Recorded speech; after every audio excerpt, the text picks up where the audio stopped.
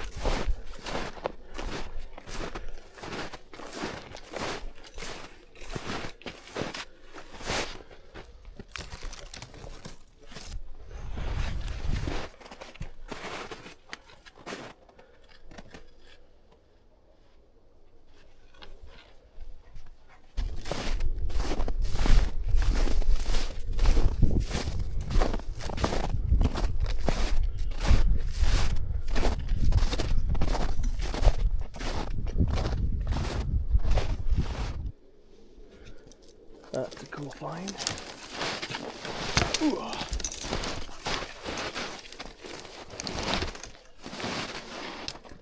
Sully, what's this?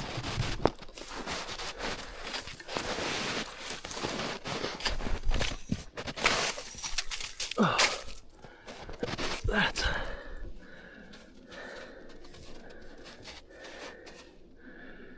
that would have been nice to see in hunting season.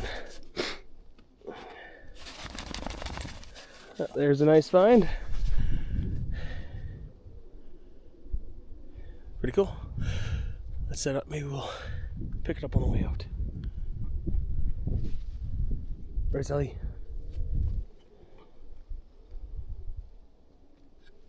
Sometimes when you're out, you find ancient artifacts. You don't know how long these things have been here, but it's been decades since they've been used. Look at the condition this is in.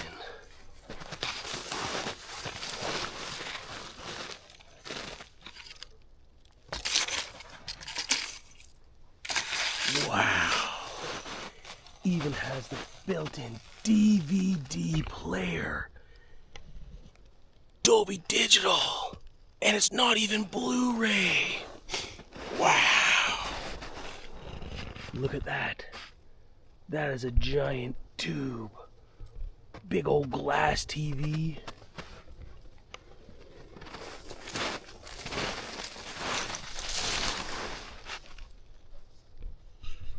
That was like $700 back in the day. Crazy what you find in the forest.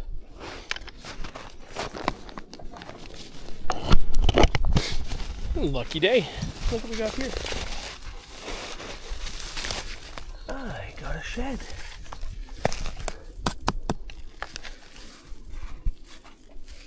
That's a nice little one.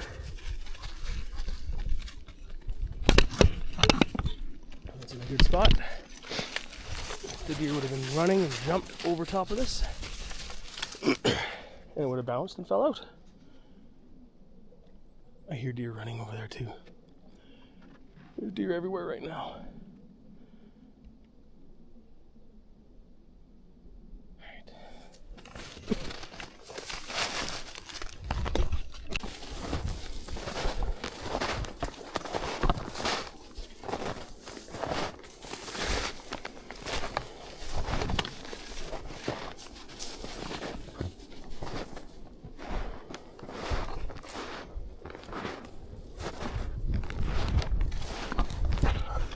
Big old eagle up sitting in the tree.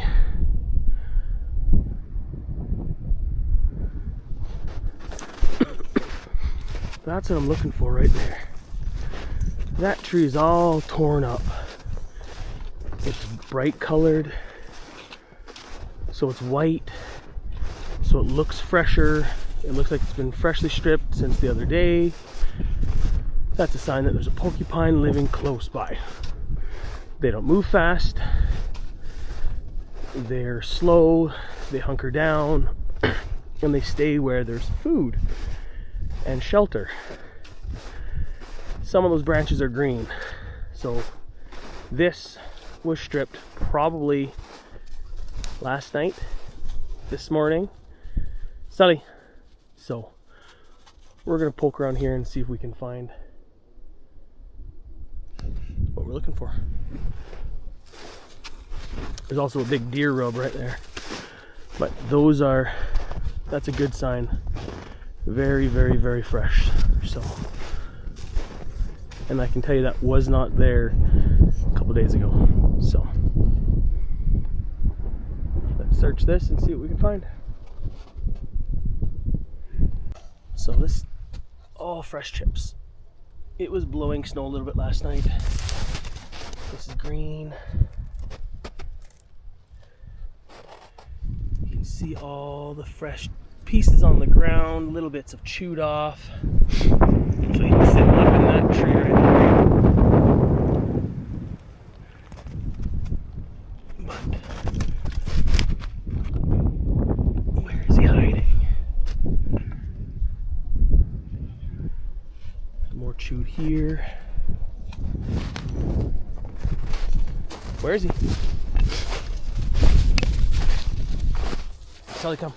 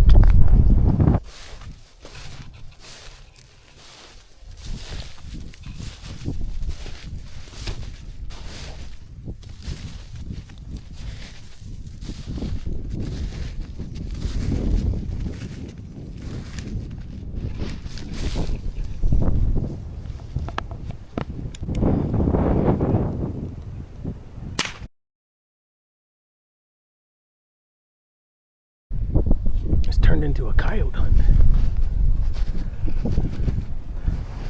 There were 3 of them running along the river. I got one. I don't know where the other ones went.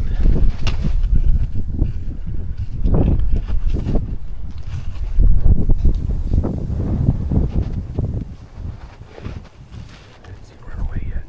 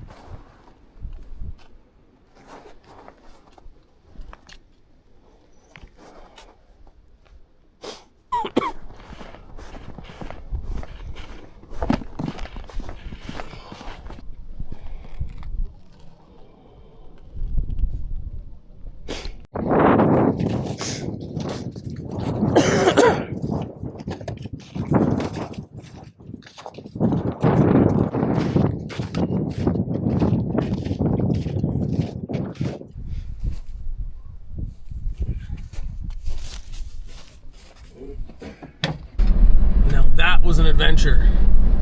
I didn't expect to see a coyote along the river, let alone 3 of them. Thankfully, I was able to sneak up in the one spot and keep Sully under control. I was able to shoot a coyote. Not super common for me, but it is part of the conservation of wildlife. You have to be able to take out the predators, just like I shot that bear earlier last year.